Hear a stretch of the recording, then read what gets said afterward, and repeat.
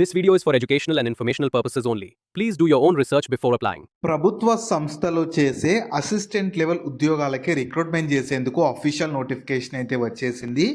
వీటికి సెలెక్ట్ అయితే స్టార్టింగ్లోనే అన్ని అలవెన్సెస్ కలుపుకొని నెలకి 52,000 వరకు జీతం అయితే పొందొచ్చు. ఎలాంటి ఇంటర్వ్యూ లేకుండా సెలెక్షన్ చేస్తున్నారు. Both Andhra Pradesh and Telangana male and female candidates అయితే ఎలిజిబుల్ ఉంటారు. నేను ఇదే వీడియోలో నోటిఫికేషన్కి సంబంధించిన ఫుల్ డీటెయిల్స్తో పాటు మీకు సెలక్షన్ ప్రాసెస్ ఎలా ఉంటుంది, ఎలా అప్లై చేసుకోవాలో కూడా ఇదే వీడియోలో చెప్తాను. వీడియోని మాత్రం చివరి వరకు చూడండి. అలాగే చాలామంది వీడియోస్ చూస్తున్నారు, అప్లికేషన్స్ చేసుకొని వెళ్తున్నారు, కానీ వీడియోస్ని లైక్ చేయడం లేదు. మీరు ఇచ్చే ఒక్క లైక్ మాకు ఎంతో ఎంకరేజ్ చేసినట్లు ఉంటుంది. ఇలాంటి మంచి మంచి జాబ్స్ గురించి డైలీ అప్డేట్ చేస్తూ ఉంటాను. సో ఖచ్చితంగా ప్రతి ఒక్కరి వీడియోస్ని లైక్ చేస్తూ స్కిప్ చేయకుండా ఎండ్ వరకు చూడండి. అలాగే మన ఛానల్కి వచ్చిన కొత్త వాళ్ళు ఎవరన్నా ఉంటే వీడియోస్ని లైక్ చేయడంతో పాటు ఛానల్ని సబ్స్క్రైబ్ చేసుకొని పక్కనే ఉన్న బెల్ సింబల్ని కూడా యాక్టివేట్ చేసి పెట్టుకుంటే నేను ఎప్పుడు కొత్త వీడియో అప్లోడ్ చేసినా మీకు నోటిఫికేషన్ ద్వారా అప్డేట్ అయితే వస్తుంది. నెక్స్ట్ డీటెయిల్స్లోకి వెళ్ళే కంటే ముందు నిరుద్యోగులకైతే భారీ శుభవార్త వచ్చేసింది. 1976 పర్మనెంట్ గవర్నమెంట్ జాబ్స్కి రిక్రూట్మెంట్ చేయడానికి వీటికి సెలెక్ట్ అయితే స్టార్టింగ్లోనే అన్ని అలవెన్సెస్ కలుపుకొని నెలకి 72,000 వరకు శాలరీ పొందొచ్చు. వీటికి కూడా ఆంధ్రప్రదేశ్ అండ్ తెలంగాణ వాళ్ళు అందరూ ఎలిజిబుల్ ఉంటారు. దీనికి సంబంధించి కూడా నేను డీటెయిల్ వీడియో చేశాను. ఆ వీడియో మన ఛానల్లో ఉంటుంది. అదే వీడియో లింక్ని పైన ఇక్కడ కార్డ్స్లో కూడా ఇస్తాను. ఒకసారి ఇది కూడా డీటెయిల్గా చూసేసి ఇంట్రెస్ట్ అండ్ ఎలిజిబిలిటీ ఉన్న వాళ్ళు ఈ ఆపర్చునిటీని కూడా యూటిలైజ్ అయితే చేసుకోండి. సో ఫస్ట్ మీకు ఉండాల్సిన ఏజ్ లిమిట్స్ వచ్చేసి ప్రతి ఒక్కరికి 18th June 2026 కల్లా మినిమం ఏజ్ అయితే ఇవ్వలేదు, కానీ మ్యాక్సిమం ఏజ్ జనరల్ వాళ్ళకి 26 years ఉన్న ఎలిజిబుల్ ఉంటారు. అండ్ మీకు ఏజ్ రిలాక్సేషన్ అనేది గవర్నమెంట్ ఆఫ్ ఇండియా నామ్స్ ప్రకారం ఉంటుంది. అంటే SC ST వాళ్ళకు 5 years, OBC వాళ్ళకు 3 years, ఇలా కేటగిరీని బట్టి ఇండియన్ గవర్నమెంట్ నామ్స్ ప్రకారం మీకు ఏజ్లో రిలాక్సేషన్ అయితే కల్పిస్తుంటారు. నెక్స్ట్ మీకు శాలరీ ఎలా ఉంటుందంటే వీటికి సెలెక్ట్ అయితే ఇందులో వచ్చే పోస్ట్ వచ్చేసి అడ్మినిస్ట్రేటివ్ అసిస్టెంట్ అయితే ఉంటుందన్నమాట. దీనికి సెలెక్ట్ అయితే స్టార్టింగ్లోనే మీకు 7th CPC లెవెల్ 5 ప్రకారం మీకు స్టార్టింగ్ బేసిక్ పేనే 29,200 నుంచి 92,300 వరకు ఉంటుందన్నమాట. అన్ని అలవెన్సెస్ కలుపుకుంటే మీరు ఇన్ హ్యాండ్ శాలరీ 52,000 శాలరీ అయితే పొందొచ్చు. సో మంచి జీతం పొందే మంచి గవర్నమెంట్ జాబ్స్ కాబట్టి పూర్తి వివరాలు వీడియో లాస్ట్ వరకు చూసి అర్హత ఉంటే మాత్రం అస్సలు మిస్ చేసుకోకండి. నెక్స్ట్ మీకు వేకెన్సీస్ని డివైడ్ చేశారు. ఇందులో టోటల్ మీకు 34 వేకెన్సీస్ ఉన్నాయన్నమాట.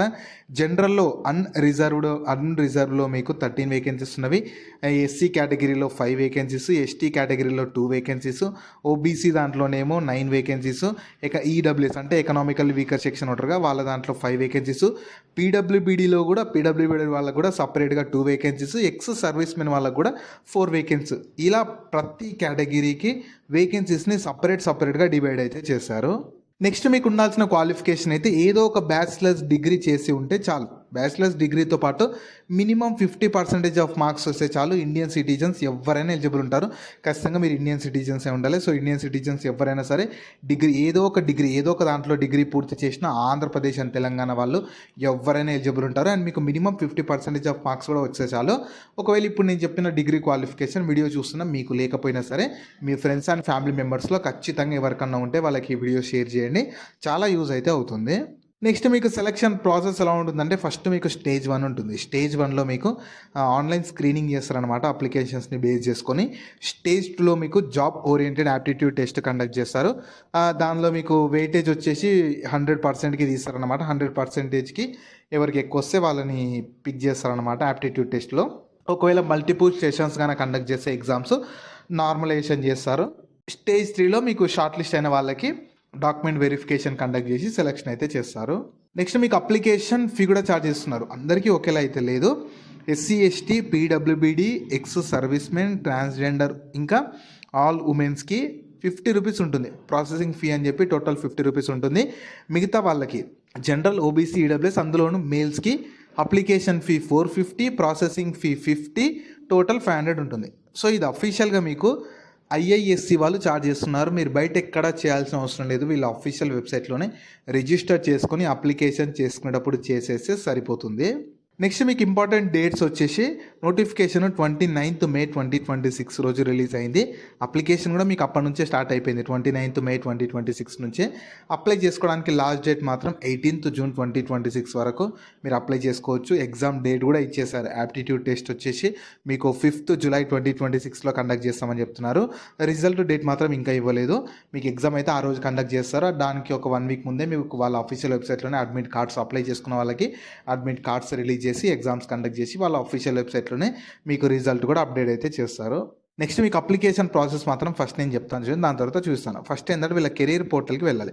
వీళ్ళ కెరీర్ పోర్టల్ ఇక్కడ ఇచ్చాను చూడండి. ఈ కెరీర్ పోర్టల్ని మీరు గూగుల్లో సర్చ్ చేసిన వస్తుంది. కింద డిస్క్రిప్షన్లో కామెంట్ సెక్షన్లో నేను డైరెక్ట్ ఇస్తాను, అక్కడ నుంచి యాక్సెస్ చేసుకోవచ్చు. అందులో మీకు ఆల్రెడీ అకౌంట్ ఉంటే లాగిన్ అయిపోవచ్చు. అకౌంట్ లేకపోతే రిజిస్టర్ చేసుకోవాలి. మీ డీటెయిల్స్ అన్ని ప్రాపర్గా ఇచ్చేసి ఫోటో సిగ్నేచర్ అవి కూడా ఏమైనా అడిగితే అవి కూడా ఇచ్చేసాక లాస్ట్కి కేటగిరీని బట్టి ఫీ వస్తుంది.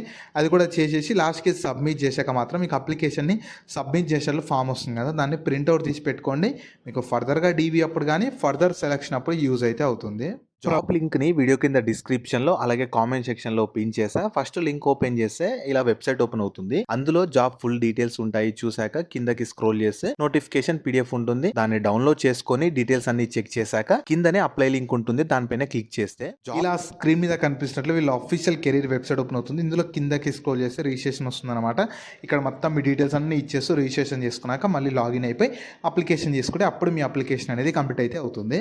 సో ఈ ఆపర్చునిటీ మీకు మన సెంట్రల్ గవర్నమెంట్ కింద పనిచేస్తున్న ఐఐఎస్ అంటే ఇండియన్ ఇన్స్టిట్యూట్ ఆఫ్ సైన్స్ వాళ్ళు రిక్రూట్మెంట్ చేసేందుకు అఫీషియల్ నోటిఫికేషన్ అయితే రిలీజ్ చేశారు. మీకు పోస్టింగ్ అవంతా వేరే స్టేట్లోనే ఉండొచ్చు, పర్లేదు. మాకు ఆల్ ఓవర్ ఇండియా ఎక్కడైనా సరే మంచి సెంట్రల్ గవర్నమెంట్ జాబ్ కావాలి, పర్మనెంట్ జాబ్ కావాలి, మంచి శాలరీస్ పొందే జాబ్ కావాలనుకునే ఎవరైనా సరే ఈ అవకాశాన్ని యూటిలైజ్ చేసుకోవచ్చు. మంచి జీతం ఉంటుంది. ఏదైనా ఒక డిగ్రీ పూర్తి చేసిన ఆంధ్రప్రదేశ్ అండ్ తెలంగాణ వాళ్ళు అందరూ ఎలిజిబుల్ ఉంటారు కాబట్టి పూర్తి వివరాలు కింద డిస్క్రిప్షన్లో కామెంట్ సెక్షన్లో PDF ఉంటుంది కదా, చూసుకోండి. ఎలిజిబిలిటీ ఉంటే మాత్రం అవకాశాన్ని అస్సలు వదులుకోకండి. సో వీటికి సంబంధించిన లింక్స్ అన్ని వీడియో కింద డిస్క్రిప్షన్లో అలాగే కామెంట్ సెక్షన్లో పిన్ చేసా చూడండి. అలాగే మీ ఫ్రెండ్స్ అండ్ ఫ్యామిలీ మెంబర్స్ అందరికి కూడా షేర్ చేయడం మాత్రం మర్చిపోకండి. మీకు జాబ్స్ గురించి ఎలాంటి డౌట్స్ ఉన్నా సరే కింద కామెంట్స్లో అడగండి. నేను ప్రతి కామెంట్కి రిప్లై అయితే ఇస్తాను.